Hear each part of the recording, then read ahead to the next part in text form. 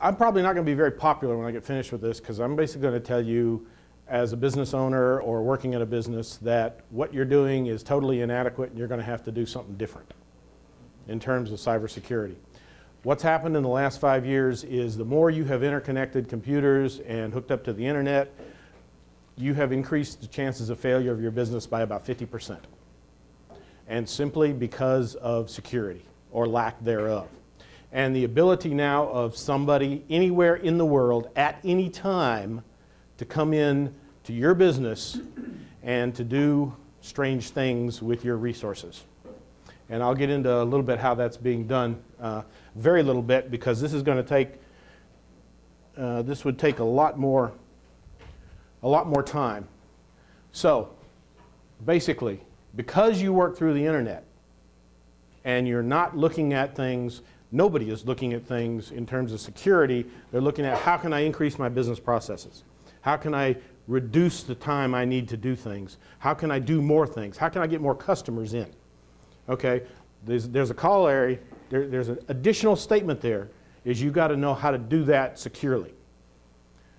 So if you look at, and over the last couple of months, mostly what I've done in my 30 years of risk management is look at large businesses, primes, 800-person businesses, government agencies, that kind of stuff. The last few months I've been looking at small business, 150 down. And what the difference is amazing.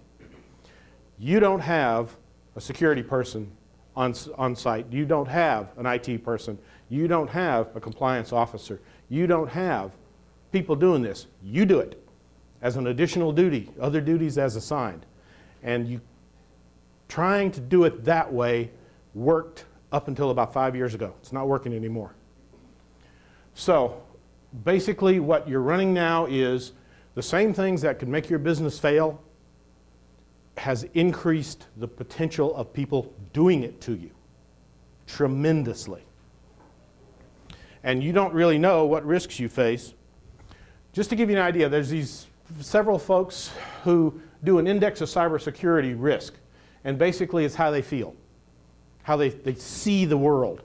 And every time that they've done this, every year they've done this, it has increased. And it's going to increase again this year. So basically what's happening is the risk environment out there, what's going to happen, who's doing it, how many people are doing it, is increasing year by year. Just to give you an idea, this is from Symantec. Basically, they found 8 new zero-day vulnerabilities. Now, basically what that means is it's easy to get into a whole bunch of stuff. Microsoft Office, Microsoft Windows. And if it's easy to get into Microsoft Windows, you're all at risk. So a zero-day vulnerability puts everybody at risk who has that particular application. There have been 315 new mobile vulnerabilities found in 2011. Mobile vulnerabilities. Your phone is your worst enemy. And an iPad's almost as bad. I love this. 403 million unique variants of malware have been out there in 2011. 408 million. You bet one of those would not affect you? And the problem is that most of those depend on social engineering, on your people or you to do something dumb. And most people do that because they don't know not to. There's no training. That's a problem. So, what you need to look at now, this is your new job, is find out what the threats are and figure out whether they match your business processes or could go after your business processes. One interesting thing I ran into, and I'll talk about it here just to give you an idea, ADP. They had some scammers who got into a small business, it was about 30 people in the business, got, by social engineering, got their ADP account information. Went to ADP and added 4 people to the business. They got 4 checks every month until the business found out that this was not, these people weren't on there, went and looked and found out that they were losing money. So have you ever checked your ADP account to make sure everybody on there is really somebody you're working with? Somebody who's working for you? If not, who knows? Okay, so what the problem you run into is security breaches are now becoming criminal, as well as costing you money and fines. So most of the challenge you're going to run into is somebody has got to find out what the environment is out there and make a decision based on how you do your business. What is my most appropriate response? In some cases, for example, you could, if you have a website and somebody else is running it, they put malware on that website, one of your customers loses their identity, gets their credit card stuff. You're liable, folks, not necessarily just the people who run your website. If you didn't do due diligence to make sure they were doing something. And I'll guarantee you, you can talk to the insurance guy, your liability insurance doesn't cover that. But it can be very expensive. And also in reputation. And this is just something to run through real quick. Most organizations don't know their data has been breached. We have seen breaches that have occurred 2 years before they were found. And it's just continuing to bleed. Mobile devices. Do you know the apps that you put on your mobile devices or your employees? Are the employees' mobile devices able to be used to address your system? Get into your system? What apps have they put on there? And what's the malware in those apps? About 40% of the apps in one study actually had malware in them that you could download off of the malware store. They're starting to clean that up. It's been a problem. If you move to the cloud, for example, to get rid of your computers, you just use front ends like you used to do with mainframes. If you have a data problem, it's still your problem. It's not the cloud. But you've got to make sure that the cloud provider does the same kind of security that you need, especially if it's now criminal if you let the data go. Okay. Almost 200 million identities were exposed in 2011. Stolen laptop. Sloppy security, which is interesting. These are the numbers about how much percentage has been data breach out of the thing. So retail, hospitality, arts and media, and people are targeting your kids because you now have to have a social security number. When you're born, basically you give them a social security number. Well, if you get a social security number, you can get parents, you can get birth dates, you can create a credit file for that social security number. And how are you going to know if that happened? Do you check? Have you ever checked? So when the kid turns 18 and they want to get credit information, they want to get a credit? No, thanks. Somebody's already done all that. So you need to be careful. Over 35% more. And it's also done by a lot of in-house folks, if you will, people in the family. Everybody got a weird uncle or a nephew that you got to real worry about. They may come and take your kid's information. So, have they put it up on Facebook? Just had a child. We just had a kid born, or I now have a grandchild. Here's all the information about it. And go find the social security number. A lot of fun. Okay. I like this one. Extortionists. Somebody comes into you and says, okay, Grill 29, I want a $100 gift card so I can get stuff here, or I'm going to post a lousy review on Yelp or Craigslist. And I'll get 4 or 5 of my friends to do it. That's usually called extortion. However, that's being done now. So yeah, that's an interesting thing to consider. How would you respond to that if somebody came in and tried to do it? What I'm understanding is it doesn't make much sense to sue them. So you need to know how to respond to that. Phishing and fraud scheme targeted Bank of America. Basically, social engineering. Phishing, swishing, all kinds of weird names now are social engineering. And it's very easy, especially for folks down in the South. We like to be helpful. If somebody called you up and says, I'm working with your IT provider and I need your account information so I can check something and do something for you, how many of your folks would tell them? Have you ever trained your folks to say, no, don't do this? It's a problem. Okay, real quick. So, if you don't know, what you don't know is going to hurt you. I'll guarantee you, the percentage of hurt is climbing year by year quickly. If you don't train your people, if you don't get out there and if you have somebody who can understand the environment, even if it's somebody like a consultant that comes in once every 3 months and tells you what's going on, because it's changing that fast. Any of the IT folks around here can tell you that. This will help you save time, information, especially your information, and your reputation to do this. There are reasons to do this, folks. It's not just because I would like to be paid more money. There are actually reasons you need to do this. You need to think of this.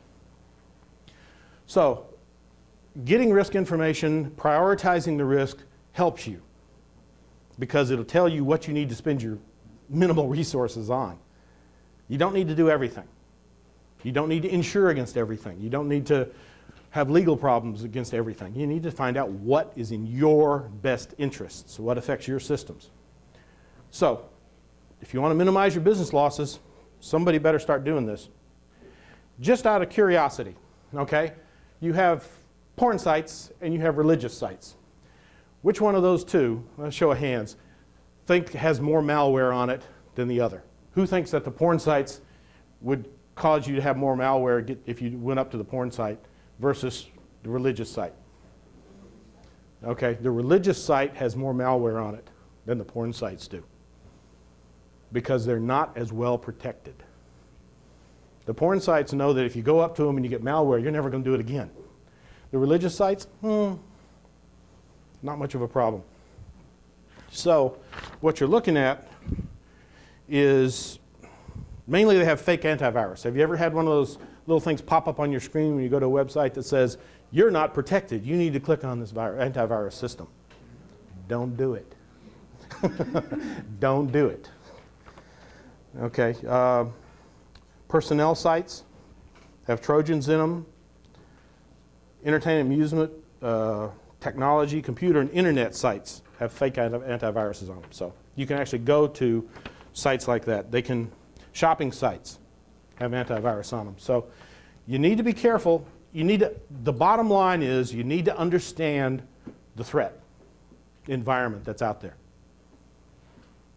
And then you can make proper decisions about how to address your risks.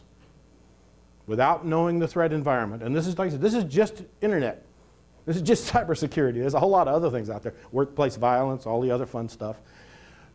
So, but this one has the potential to make your business fail because this one has the potential to suck up all your resources. They're criminals in many cases. They want to get money. Can you withstand, like I was talking about the ADP one, can you withstand $800,000 going away in a year? It was because they didn't check. They had no plan. They had no procedure to deal with a new threat. So this is, I'm touching 1% or less of the problems out there. You really need to understand what's going on. And it scared me when I started looking at the problems for small businesses because if you're a Lockheed or you're Missile Defense Agency, you got a lot of people watching out for you. If you're Tony's Pizza or you're Grill 29, you don't. So it was an eye-opener for me to get into the small business arena and take a look at that because everything else, I mean, hey, I'm a risk manager. Here's what you need to do in terms of risk management. Go do it. Okay, let's go get 5, 6 people and fix it. You got 5 or 6 people who can fix it? Are you insured against it if it happens? Probably not. There's the cyber insurance is just starting to come out. You can holler at Dave here if he knows some of the stuff that's going out, but I've been up on a few of the cyber insurance websites, and I'll guarantee you they're even pickier than your home insurance about what they pay for. You need to know what your risk is so you can get insurance for it, you can fix it, you can, okay, you can't just go and buy everything, as far as I know, I can't. So, anyway, like I said, I'm probably going to be kind of unpopular here. I know everybody's going, So, if there's any questions, Dave, I don't know, do we have more time? Am I late? Have a few, okay, so if anybody has any particular questions, Concerns, I was going to pass some stuff around. I just got, for example, That's a question. okay. By the way, I just got in my utility bill from Huntsville Utilities, do not fall victim to a utility scam, somebody calling you up and asking for your information. So obviously that's happened a lot. Otherwise they wouldn't put that in the utility bill. That costs some money. Yes, sir. Just on one of your previous slides, you had, there was something that you used the word criminal, and the implication was almost if you get scammed, you're a criminal. Is that what you really meant? In some cases that is, because like for example HIPAA, if you have medical information and you allow the medical information out in the public, yeah, they can actually call that a criminal act because you did not do enough due diligence to keep the information. Privacy Act information. Right now what's going on, as far as I can tell, and I'm not a legal guy, I don't know, but the court cases I've seen, basically it's fines. Nobody's really getting into the criminal. But you can get civil suits, all kinds of stuff. And there's a lot of laws being proposed that would actually toughen up the penalties for doing this and for allowing it to happen. Because you have to allow it to happen before the criminals can do it. You're not doing due diligence. I mean, negligence in some cases is a crime, depending on what the negligence is against. And information is interesting. Intellectual property is the same problem. So yeah, in certain, right now, very, very limited cases. Hey, Pauline's question. For example, in Alabama, there has just been a law passed regarding data breach. It didn't happen before. 4 states that didn't have a law. But now there's an absolute legal duty that if you have information that's deemed to be private information, that you have certain duties you must do.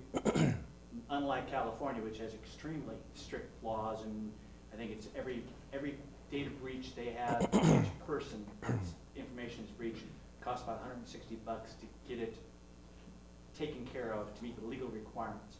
Alabama is fairly liberal. They're just simply saying you need to send an email notice out to people. But you still have that duty. If you don't meet that duty after you've had a data breach, then you've left yourself open for civil actions after that because you failed to tell people, and you were supposed to. So it's getting more complicated. Yeah, and even if you didn't know about it for a year. And how many of you, if your employees do something like that, they wouldn't tell you because you'd probably fire them, or you've told them that you don't do this, therefore don't do it and don't tell me about it. So training is very important, and also being able to, okay, tell me if you've done it. I won't do more than kick you around the building once or twice, but I won't fire you for it, that kind of stuff. Yes, sir. Outside of personnel training, from an infrastructure perspective, what are the top 2 vulnerabilities you see in small businesses today? Almost everything, well, what I found is that hacking is less than 30% of things that go on. It's basically social engineering and insiders. So basically those 2 things are the most, because anything can happen because of that.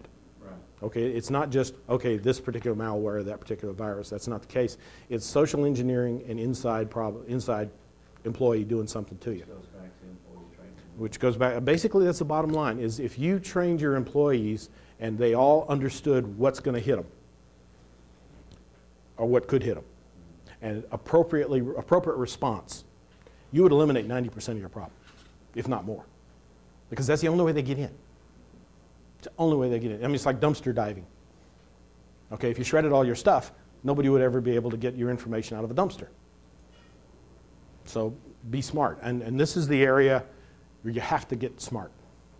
Small businesses have to get smart. They don't have the people who can do it on a full-time basis. So they either need to bring in somebody every so often to get them smart, or they're going to need to put somebody on it. One of the 2. Any other questions? Yes, sir. Fact or fiction, Apple is safer. Say that again, please. Fact or fiction, Apple systems are safer.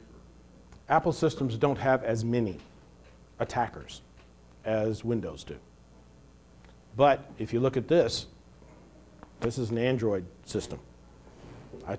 315 in 2011, 315 stuff attacks directly at this. Android didn't even exist 4 years ago.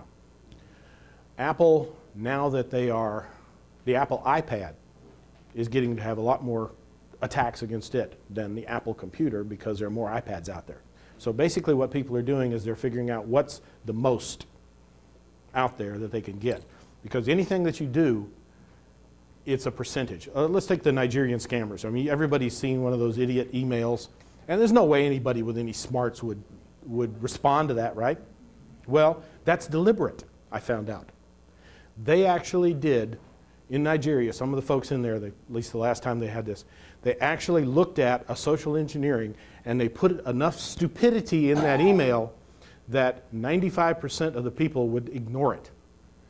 So only the people who are willing to do that kind of crap, who are kind of dumb, if you will, it eliminates most of their work.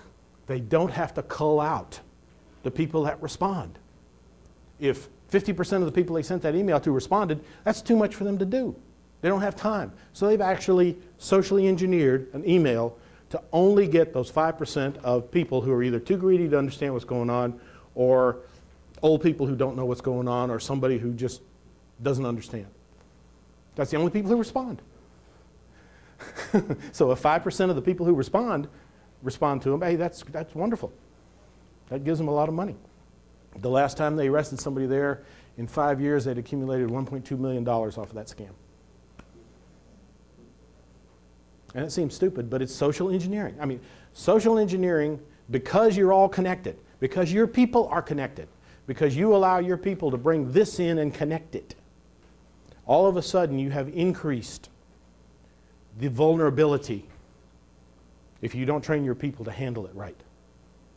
How many of you let people bring phones in and connect to your internet system, to your network system?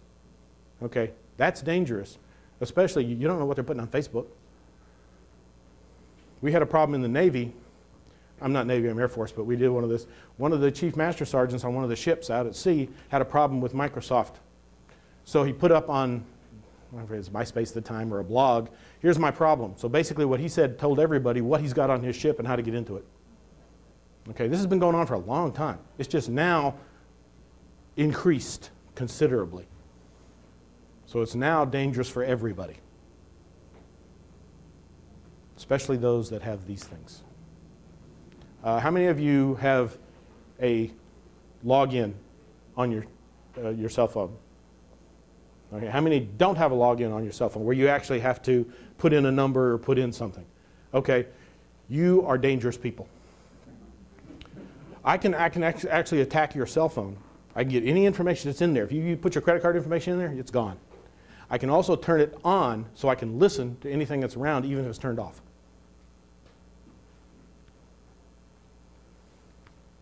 But if you have a passcode that does not have?